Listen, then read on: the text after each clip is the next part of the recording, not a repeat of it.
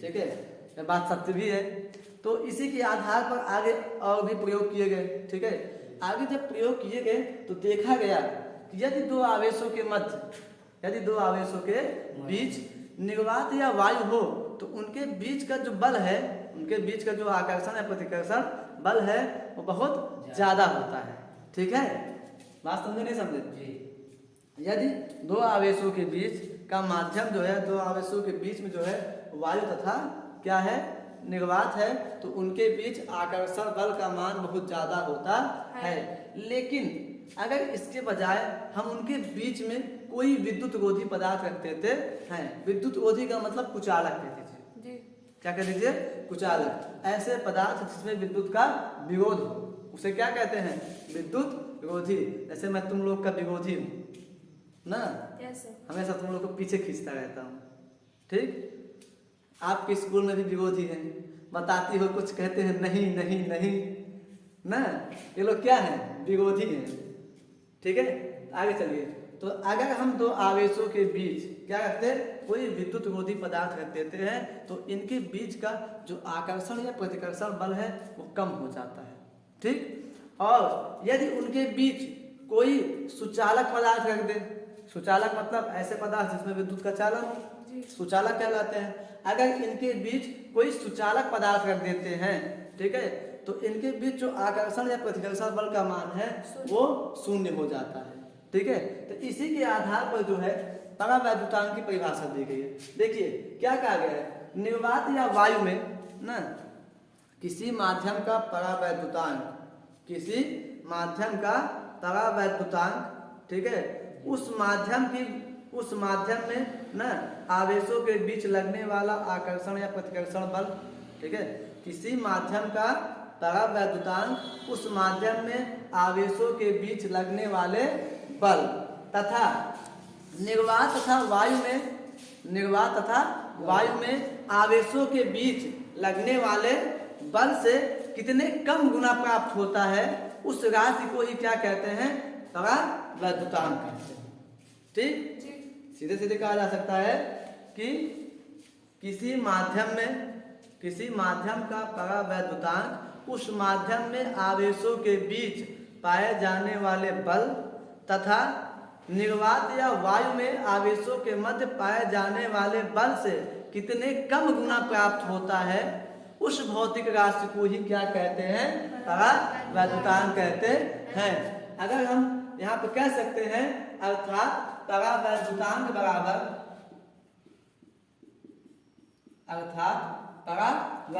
बराबर निर्वात या वायु में आवेशों के मध्य बल, निर्वात या वायु में आवेशों के मध्य बल या अभीष्ट माध्यम में आवेशों के मध्य बल।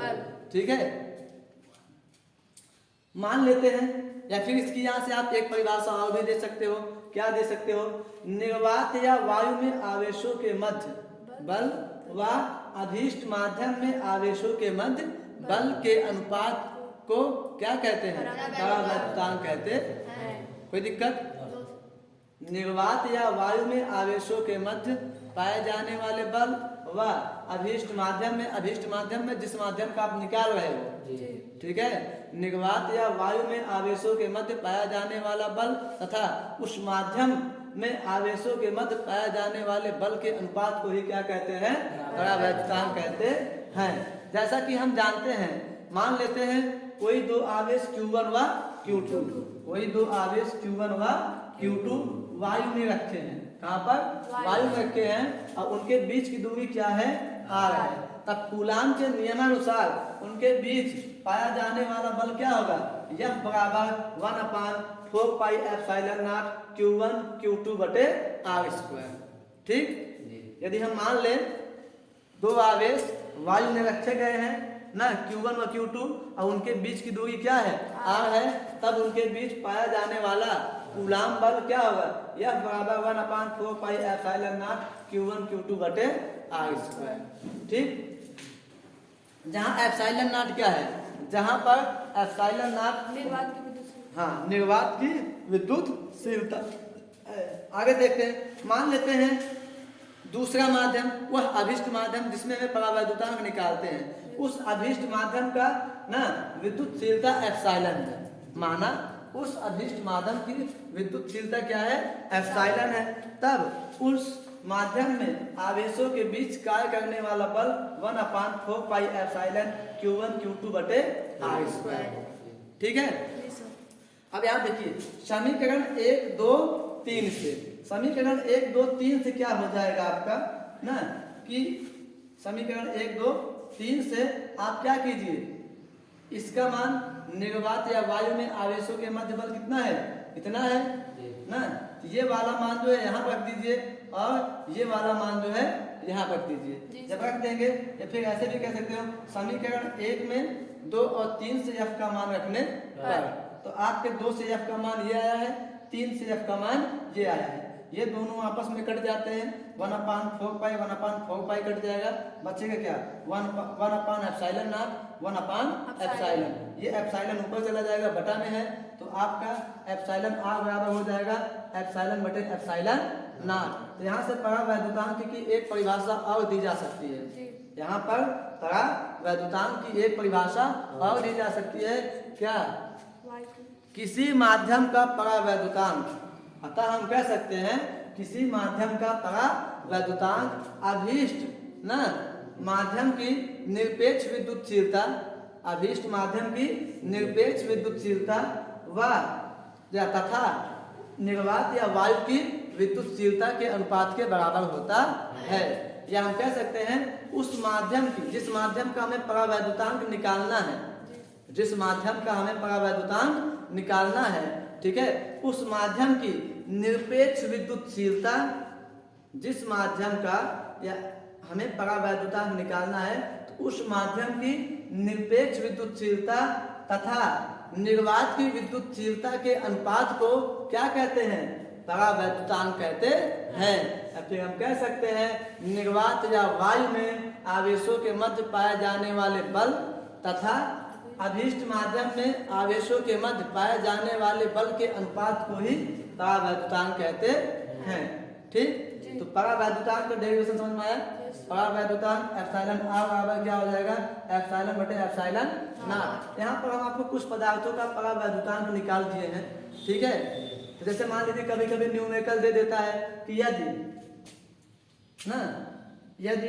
आपका जो है निर्वात की विद्युतशीलता पता ही है, निर्वात की विद्युतशीलता आपको पता है, यदि निर्वात की विद्युतशीलता इतनी है तो कांच की विद्युतशीलता बताइए, ठीक है, कांच की या फिर अन्य पदार्थ की ना, किसी भी माध्यम कह सकता है, आप इस माध्यम का परावैद्युतांक बताइए। तो जिस माध्यम का परावैद्युतांक निकालना रहेगा वो तो हमें दिया ही रहेगा ना भाई। देखिए हमें उसकी विद्युतशीलता दी रहेगी, जैसे मान लीजिए हमें कह दिया गया कि वायु का, किसका, वायु का क्या निकालिए आप, परावैद्युतांक निकालिए। हमें वायु की विद्युतशीलता पहले से दी है, या वायु को मान लीजिए कांच का ले लीजिए, कांच का परावैद्युतांक, तो कांच का परावैद्युतांक में कांच की विद्युतशीलता दी रहेगी और आपको निर्वात की विद्युतशीलता पता है, दोनों का भाग दे दीजिए, उसका परावैद्युतांक आ जाता है। ठीक है, इसका मेनली जो उपयोग होता है विद्युतशीलता निकालने के लिए किया जाता है। किसके लिए, आपको एक विद्युतशीलता का मान पता है, उस पदार्थ का क्या दे दिया जाएगा, परावैद्युतांक। जैसे कुछ पदार्थ आपको दिया गया है ना, कह दिया जाएगा एबोनाइट की छड़ का परावैद्युतांक 2.8 है ना, और तब एबोनाइट की छड़ की विद्युतशीलता ज्ञात कीजिए। क्या ज्ञात कीजिए, एबोनाइट छड़ की विद्युतशीलता ज्ञात कीजिए। तो एबोनाइट की छड़ की विद्युतशीलता एप्सिलॉन बराबर हो जाएगा एप्सिलॉन r गुणे एप्सिलॉन नॉट। एप्सिलॉन नॉट का मान आपको पता होगा ना, एप्सिलॉन r का मान आपको दे दिया गया है 2.8, जो आएगा उसका गुणा कर लीजिए, उसकी विद्युतशीलता निकल जाएगी। कोई दिक्कत बताइए, समझ में आ गया। परावैद्युतांक क्या होता है, परावैद्युतांक जो है जिस माध्यम का आप परावैद्युतांक निकालेंगे उस माध्यम में लगने वाले आवेशों का जो बल है वो निर्वात तथा वायु की अपेक्षा कितना कम प्राप्त होता है, उसी राशि को ही क्या कहते हैं, उसका परावैद्युतांक कहते हैं। जय हिंद, जय भारत।